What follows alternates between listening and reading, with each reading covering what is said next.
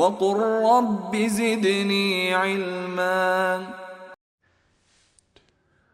آج کا سوال یہ ہے، اگر کسی کو نماز کے دوران چھینک آ جائے تو کیا اس کو الحمدللہ کہنا چاہیے؟ جیسے کہ حدیث میں حکم ہے کہ جس کو چھینک آئے وہ الحمدللہ کہے، لیکن تو اگر نماز کے دوران یہ حالت وارد ہوتی ہے تو بالکل اسے اجازت ہے، وہ کہہ سکتا ہے، ہلکی آواز میں کہہ لے۔ بلکہ احادیث میں تو یہاں تک آتا ہے کہ حضور صلی اللہ علیہ وسلم نماز پڑھا رہے تھے تو ایک شخص چھینک اس نے لی اور اس نے کچھ بلند آواز میں ایک دعا کی اور لمبی دعا پڑھی۔ اس نے صرف الحمدللہ نہیں پڑھا بلکہ الحمدللہ حمدن کثیرن طیبا، ساری لمبی اس نے دعا پڑھی۔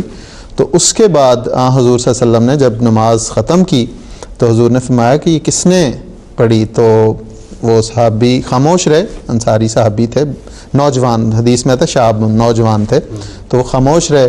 تو حضور نے دوبارہ پوچھا اور حضور نے فرمایا کہ بتائے کوئی حرج کی بات نہیں ہے۔ تو پھر اس نے کہا کہ حضور میں نے یہ کہا لیکن اس سے سوائے خیر کے اور میری کوئی ارادہ نہیں تھا، اللہ تعالیٰ کی خوشنودی حاصل کرنا تھا۔ تو اس پہ حضور صلی اللہ علیہ وسلم نے فرمایا کہ جب تم نے یہ دعا کی تو یہ دعا عرش تک پہنچی ہے، تو اس لیے اگر وہ اسے چھینک آتی ہے تو الحمدللہ کہنے میں کوئی حرج کی بات نہیں ہے۔ حضور صلی اللہ علیہ وسلم کا ویسے بھی حکم ہے کہ اللہ تعالیٰ کی تعریف کی جائے، کیونکہ چھینک کے نتیجے میں جو اگر وہ چھینک رکتی تو سائنس کہتے ہیں کہ اس کے کئی سائیڈ ایفیکٹ ہو سکتے تھے، اس کی موت بھی واقع ہو سکتی ہے۔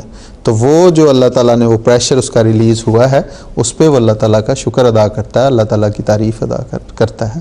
اور نماز کے دوران الحمدللہ کہنے پہ کوئی حرج کی بات نہیں ہے۔